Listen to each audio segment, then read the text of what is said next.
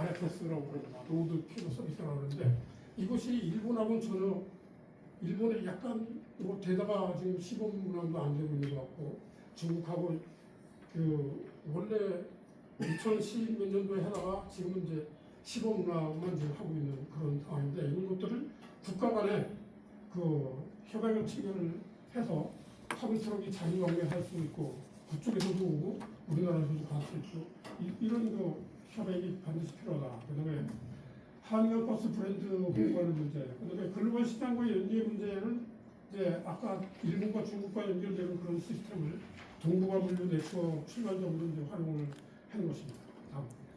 복합운송 체계를 도입하는 거, 아까 얘기한 대로 이제 뭐 수상운송, 육상운송을 결합한 복합운송 체계를 구축을 해야 되는데 RFS가 반드시 그 협약이 되어 있는데 이건 한강 버스를 위해서가 아니라 우리나라 인천항과 부산항과 그 일본 중국과의 그 어떤 화물 유통도에서도 반드시 필요한데 아직까지 이게 성과를 못 내고 있다 이런 말씀을 드리고 이 그림은 뭐 생략하겠습니다.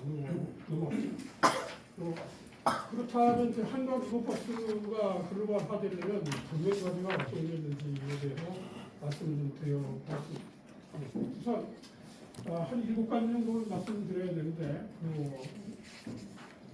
인프라 내지 운영 시스템이 이제 국제 표준화가 돼야 된다. 그래서 그 통합적인 그 운영 시스템이 반드시 확립돼야 되는데 한강버스, 유람선 선착장, 서울국제항 이런 것들에 대한 그 어떤 통합적인 시스템 이거가 빨리 만들어져야 되고 국제적인 그 어떤 교통안전 기준 관리 시스템 도입을 해야 된다는 문제. 그다음에 브랜드 내지 콘텐츠를 개발을 해야 되고 해야 되는 문제. 그다음에 글로벌 마케팅에 홍보를 해야 되는데 한강버스에 대한 그 인지도가 낮기 때문에 글로벌 환경 위치는 이제 어느 게 분명한데 타겟 시장을 마련해서 현저한 마케팅 전략을 하고 그 SNS라든지 디지털 플랫폼을 활용해서 캠페인을 진행하는 게 좋다. 그다음에 외국인 관광객을 위한 맞춤형 서비스를 해야 되는데 이 뭐 다국어를 지원한다든지 외국인을 위한 가이드 스토리지 오디오 가이드를 제공한다든지 외국인 전용 패키지 상품 사고라든지 이런 것들이 필요하다고 봅니다. 다음에 이제 경쟁력 있는 가격 정책인데 그 글로벌 관광객들이 느끼기에 이제 가격 대비 가치가 낮다고 판단될 수가 있기 때문에 가격 정책 내지 다양한 혜택을 제공하는 그 정책이 필요하고 정부하고 민간의 그 협력 문제가 이제 긴요한다. 그래서 한국관광공사하고 협력해서 관광 프로젝트를 추진한다든지 민간 기업과 파트너십을 만들어서 한다든지 국제적인 수상교통 네트워크를 만든다든지 뭐 이런 것들이 필요하다고 보고 있습니다. 그다음에 환경 내지 지속 가능성 문제가 있는데 기왕에 할 거니까 친환경 성당을 도입을 해서 운영을 해서 그 한강 생태계를 보호하고 캠페인 내지 교육을 통해서 그 프로그램을 운영하고 탄소 배출량을 감축 목표를 설정해서 투명하게 공개하는 것도 이제 좋은 방법이다. 그다음에 경쟁 시장을 분석을 해서 그 경쟁에 이겨야 되는데 경쟁 사례를 이제 분석을 해서 파리 센강이라든지 런던의 템스강 버스투어라든지 이런 것들하고 비교를 해서 차별화 전략을 수립을 해서 이걸 가지고 벤치마킹을 할 필요가 있다. 그다음에 문화적 차이나 법적 규제가 이제 있을 수가 있는데 그 타겟 국가의 문화적 이해를 바탕으로 해서 맞춤형 서비스를 하고 국제 관광 규제 내지 비자 보험 안전 규제 이런 것도 준수하는 시스템을 만들 필요가 있다. 그래서 국제 표준에 맞는 인프라를 구축하고 차별화된 콘텐츠를 제공하고 외국인 친화적인 시스템 개발을 할 필요가 있고 장기적인 전략과 다각적인 협력이 이제 필요하다 이렇게 말씀드리겠습니다. 이상으로 제가 발표할 걸 마쳤는데 잠깐만 한 30초만 좀 채워주십시오. 지금 한강버스를 남성까지 운항하는 방안에 대해서 우리 이명태 그 추구 교수님한테 얘기 좀 하겠다고 그랬다. 마이크 좀.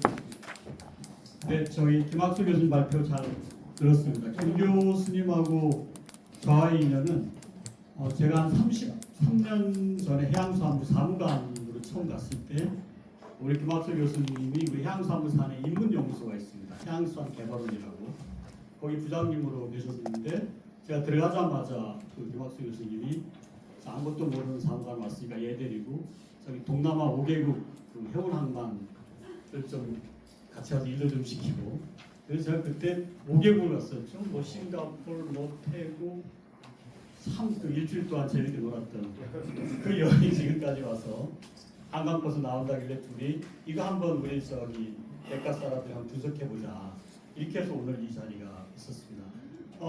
뭐 들어서 다 아셨겠지만 저는 이거를 보고 이 한강버스가 김포까지 가고 그 다음에 저는 남이섬까지 가고 아까 우리 유 교수님 말씀하신 대로 하남시 말씀하셨죠. 하남시까지 가는 좀 다양하게 퍼졌으면 합니다. 근데 이제 하남시까지 가는 것은 제가 보기엔 큰 문제 없습니다. 단지 남이섬까지 갈 때는 그 팔당댐하고 청평댐이 있는데 팔당댐이 29m입니다. 이 댐 높이가 청평댐이 31m. 그럼 그걸 어떻게 이 한강버스가 오르겠느냐. 그래서 제가 고민해서 자료를 보니까 이게 BBC에서 다큐멘터리로 이렇게 방영을 한 겁니다. 그 스코틀랜드 중부에 있는 그 옛날 스코틀랜드도 운하의 도시입니다. 그래서 옛날 이 폴스 운하하고 이쪽 높이 있는 유니온 운하를 이렇게 연결했는데 옛날에는 단문으로 이렇게 파나마 운하처럼 이렇게 하니까 얼마나 시간이 걸렸겠어요. 그러다가 스코틀랜드 정부에서 야야 그 시간이 너무 걸리니까 그렇게 하지 말고 공학자들한테 야 빠르고 쉽게 올라갈 수 있는 방법을 여기에 돈 얼마든지 줄 테니까 해서 2012년에 이게 건설이 돼서 지금은 스코틀랜드의 세계적인 랜드마크가 됐습니다. 가보시면 알겠지만 이게 저녁 때 이게 햇살이 쫙 비치면 이 금속하고 비치는 정말 아름다운 영승지가 됐는데 어떻게 하냐면 너무나 간단합니다. 너무나 간단한 게 뭐냐면 배가 이 유니온 그 문화에서 배가 여기까지 옵니다. 여기까지 오면 관문에서 딱 닿습니다. 이 수조가 폭이 6m, 350m, 물은 500톤이 들어갑니다. 그럼 배가 딱 들어오고 사람이 타면 요 밑에 폴스론에서 온 배가 똑같이 들어갑니다. 그래서 중력을 이용해 가지고 툭 치면 됩니다. 에너지가 절대 안 들어갑니다. 여기서 툭 치면 중력을 이용해서 바뀝니다. 그리고 이렇게 갑니다. 그래서 저는 이거를 팔당댐으로 가면 팔당으로 가서 연결해서 툭 치고 올라가고 청평댐 툭 치고 올라가면 거의 속도가 제한이 없습니다. 이렇게 돼버리는 순간 한강은 김포에서 남이섬까지 즉 서울시, 경기도, 강원도가 혜택을 누리는 겁니다. 이게 얼마나 한강 혜택을 누리는 겁니다. 자, 이것으로 제 제안을 마치고 그럼 이제 본격적으로 토론에 들어가겠습니다. 우리 토론자분들 앞으로 나와주시기 바랍니다.